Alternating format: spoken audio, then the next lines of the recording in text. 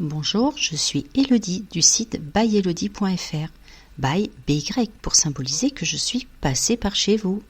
Et oui, moi je suis coach en rangement pour les particuliers.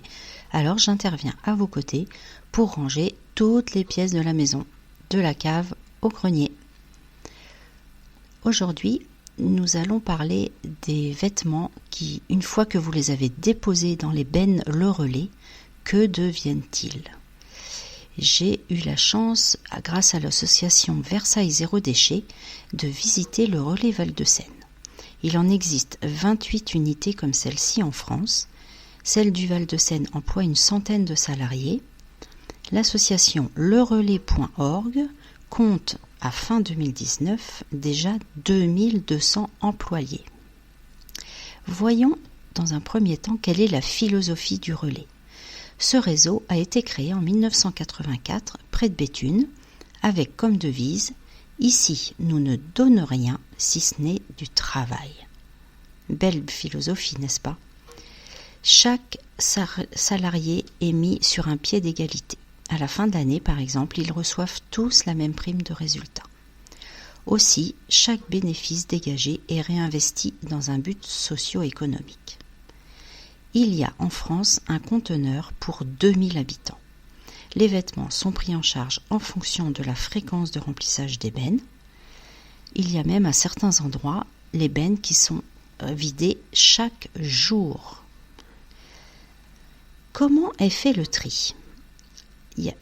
Voyons d'abord sur la chaîne, puis ensuite sur table. Dans le centre de tri de Chanteloup-les-Vignes que nous avons visité, 18 tonnes de vêtements sont triés chaque jour. Au premier maillon de la chaîne, il y a des personnes qui s'occupent du craquage des sacs. Ce qui est le plus redouté, ce sont les vêtements non mis dans des sacs.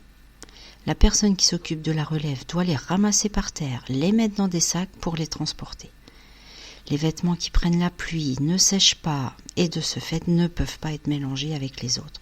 Ceux-là vont directement être jetés. Il y a aussi le problème des sacs qui sont trop difficiles à ouvrir. Plus le sac est fin, mieux c'est. Les sacs, de toute façon, quels qu'ils soient, seront tous jetés à la poubelle. Tous les autres objets que des vêtements. Et oui, il ne faut pas mettre les livres, les peluches, les jouets, et on a même trouvé du matériel électrique ou électronique. Un grand conteneur à Chanteloup est destiné à la collecte de ces autres catégories d'objets, qui sont ensuite redispatchés au mieux. Par exemple, les jouets sont envoyés chez Rejouer. Sur la chaîne, les femmes doivent trier le plus rapidement possible selon la catégorie. La catégorie appelée sélection est représentée par les vêtements les meilleurs. Ils sont soit neufs avec étiquette et ou de marque. Tous les lainages sont regroupés ensemble, les jeans ensemble, les vestes ensemble, etc. J'ai même vu un container uniquement de chapeaux. Les textiles qui n'ont pas pu être triés et qui restent sur la fin du tapis s'appellent le mêlé.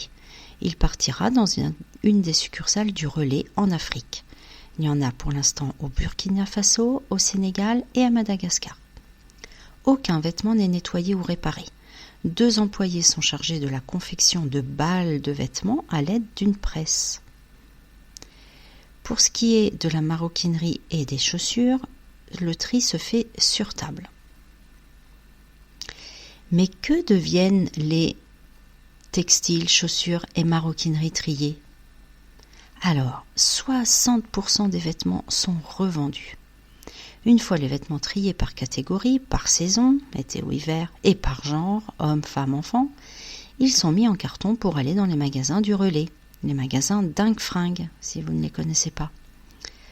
Chaque magasin Dingue Fringue est indépendant pour acheter le stock dont il a besoin. Au bout de 15 jours, les invendus reviennent dans l'entreprise Le Relais. Ils peuvent être ensuite achetés par les forains qui les revendent sur les marchés. 25% des vêtements sont récupérés pour leur matière première. Les matières en coton qui ne seront pas revendues sont recyclées chez Métis en une gamme d'isolation thermique et acoustique pour le bâtiment. 10% des vêtements deviennent des chiffons d'essuyage. 5% des produits deviennent du combustible essentiellement pour les cimenteries. D'autres associations récupèrent les textiles. Il y a les chaussettes orphelines. Sur le même principe que le relais, il faut connaître l'association des chaussettes orphelines. Elle est installée dans le quartier de la Goutte d'Or à Paris 18e. La styliste Marcia De Carvello récupère toutes les chaussettes possibles et inimaginables. Celles-ci sont triées par couleur, par texture, par le personnel de la société de réinsertion Espérance. Le fait de trier par couleur réduit l'opération de teinture, qui est consommatrice de beaucoup d'eau et de produits chimiques. Puis le fil de chaque chaussette est ensuite récupéré et c'est à ce moment-là que le travail de la styliste intervient pour créer de nouvelles chaussettes ou bien même d'autres textiles. Et la cravate solidaire, vous connaissez ? C'est une autre association qui récupère tous les vêtements nécessaires pour répondre au code vestimentaire du monde de l'entreprise. Pour les costumes, les tailleurs, les chaussures, les cravates, les foulards et autres accessoires. Elle a été fondée en 2012. La cravate solidaire a, aujourd'hui début 2020, une dizaine d'antennes dans les grandes villes françaises et même en Belgique. On peut ainsi déposer ses vêtements dans ses succursales ou bien profiter d'un entretien de 2 heures avec une conseillère en images pour un relooking professionnel. La visite de ce centre Le Relais a été très instructive pour moi et tous les participants qui étaient là. Comme le disait à juste titre une personne, en étant informé de ce que deviennent les vêtements, on a de plus en plus envie de les donner. Cela efface nos peurs que nos vêtements pourraient être mal réemployés. À force de recycler nos vêtements, on parviendra peut-être à éradiquer la mode du prêt-à-jeter. Alors, vous aussi, vous êtes convaincus maintenant, j'espère. Je vous retrouverai très vite dans un prochain podcast. À bientôt.